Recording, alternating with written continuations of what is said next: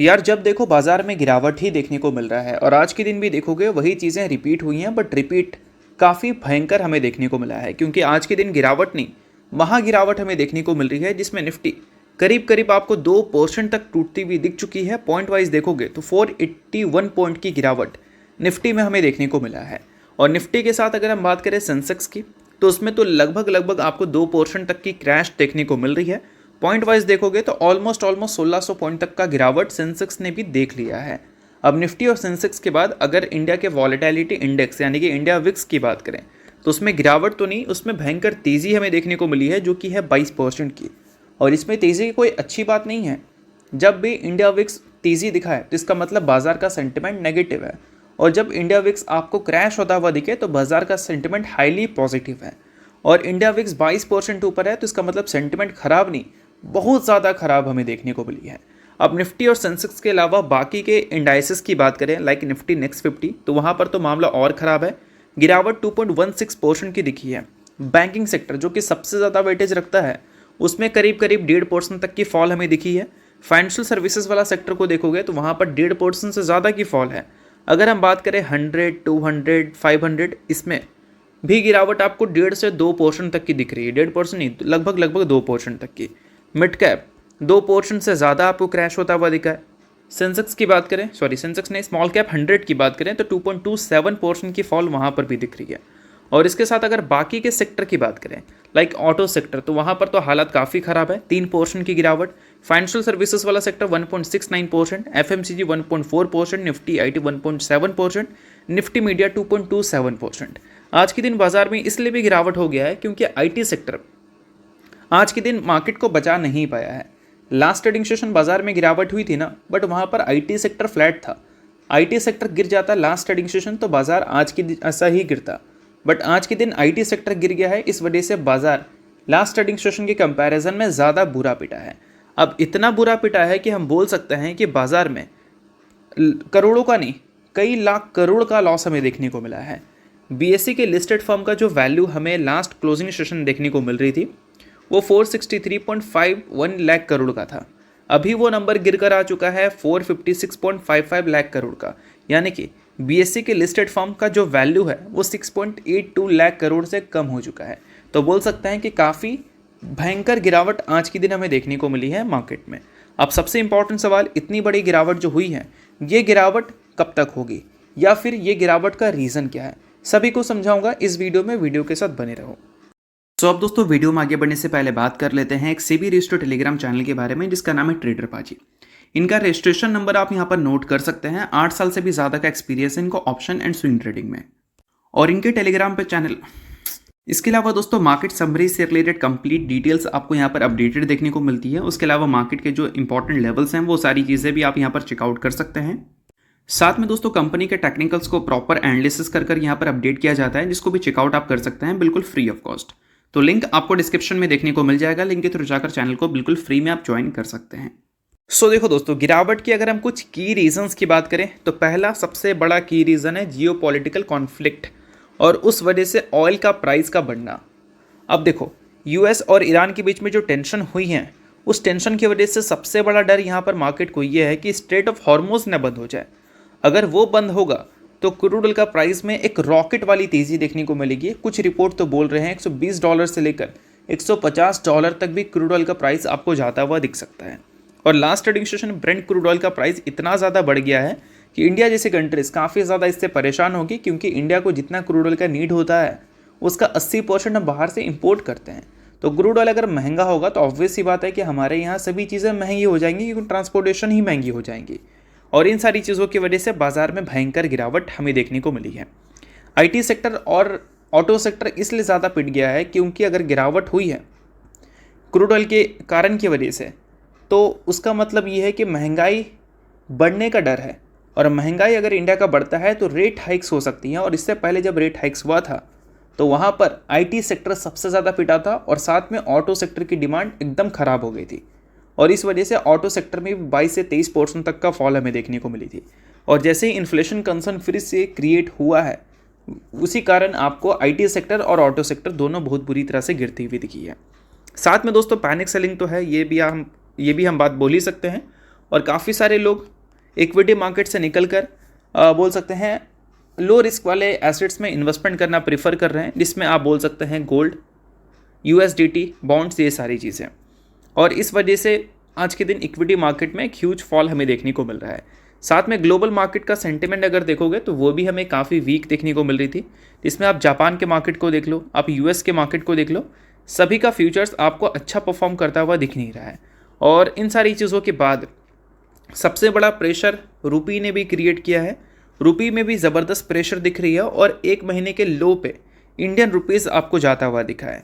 और साथ में अगर बात करें बड़े हाईली वेटेज स्टॉक्स के बारे में, like L&T, Reliance industries, auto, banking stocks, वो आज के दिन आपको भयंकर तरीके से गिरते हुए दिखे हैं। इस वजह से पूरे इंडेक्स में एक अच्छी फॉल हमने विटनेस किया है।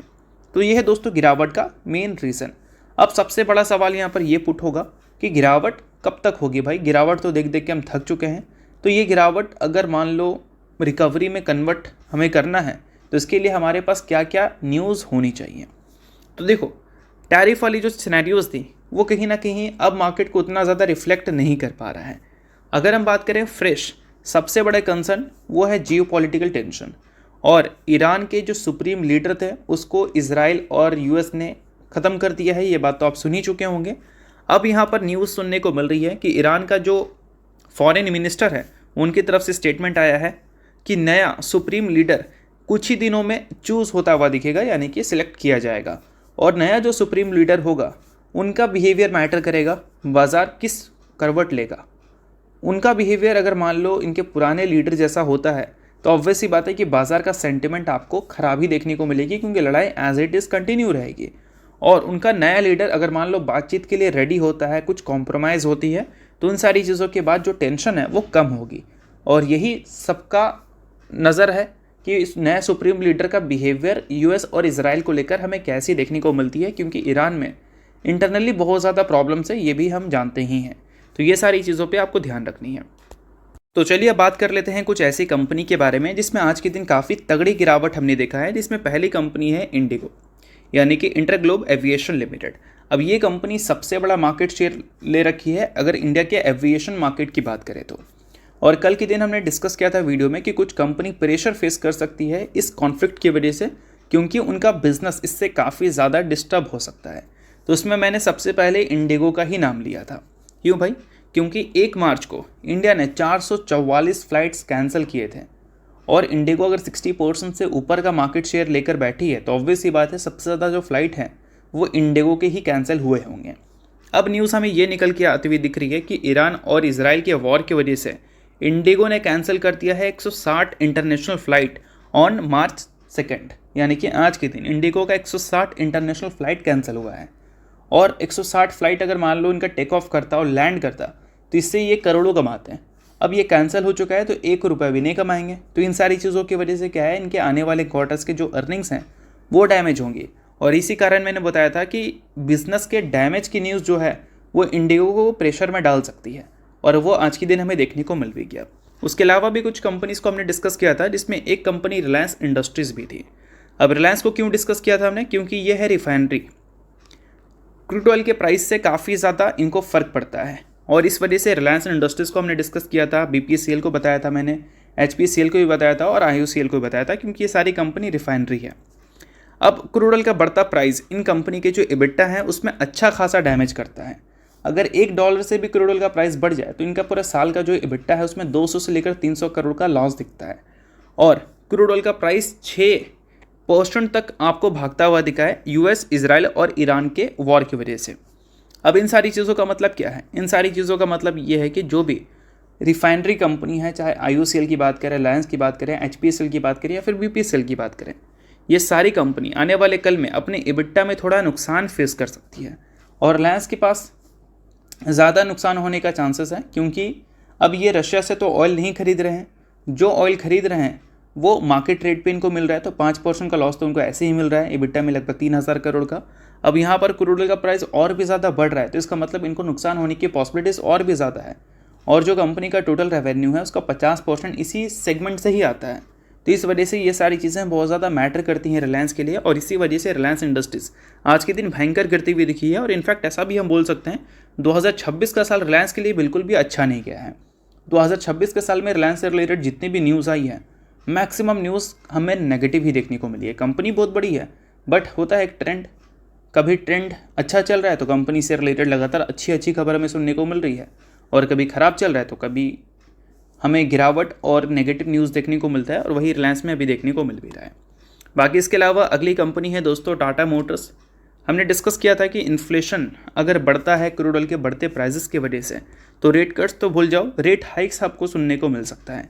और अभी अगर देखोगे तो इन्फ्लेशन रेट हमारा बहुत ज़्यादा हाई नहीं है, 4.1% से लेकर 4.2% तक है। अब 6% से क्रूड ऑयल बढ़ गया, ज़रूरत का 80% हम इंपोर्ट करते हैं क्रूड ऑयल, ठीक है।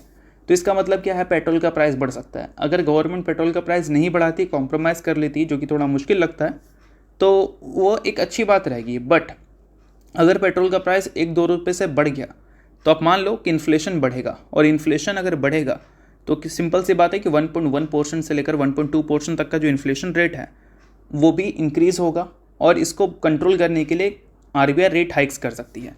और रेट हाइक्स होगा तो बैंक्स आपको डिस्टर्ब होती हुई नज़र आएगी। बैंक्स जो लोन का रेट रखेगी वो ज़्यादा रहेगा, जिस कारण लोग ऑब्वियस सी बात है कि फाइनेंस करना पसंद नहीं करेंगे। अगर हम बात करें कार्स या फिर बाइक्स की, तो इन सारी चीज़ों की वजह से ऑटोमोबाइल कंपनी की डिमांड कम हो सकती है, और इस वजह से टाटा मोटर्स और पूरा ऑटो सेक्टर आज के दिन अच्छा खासा पिटता हुआ दिखा है। उसके अलावा अगली कंपनी है दोस्तों अडानी ग्रीन एनर्जी लिमिटेड। अब अडानी ग्रीन आज के दिन मार्केट की वजह से तो गिरी नहीं है। अडानी से रिलेटेड एक पर्सनल न्यूज़ हमें देखने को मिल रहा था। नॉर्वे का सॉवरेन वेल्थ फंड ने अडानी ग्रीन एनर्जी को अपने पोर्टफोलियो से ही हटा दिया है, और ये चीज़ आज के दिन अडानी ग्रीन के शेयर में एक नेगेटिव सेंटिमेंट डाली है। इस वजह से अडानी ग्रीन आज आपको वीक परफॉर्म करता हुआ दिखा है। तो जितने भी न्यूज़ एंड अपडेट्स हम लोग कवर कर रहे हैं, वो सारी न्यूज़ एंड अपडेट्स सिर्फ एजुकेशन पर्पज़ के लिए, तो किसी भी तरह का रिकमेंडेशन इसको मत समझना। आप खुद से रिसर्च और एनालिसिस भी कर सकते हैं। तो होप करता हूँ ये वीडियो आपको अच्छा लगा होगा। लाइक कीजिए, परिवार और सब्सक्राइब कीजिए। वीडियो निकले बहुत बहुत शुक्रिया।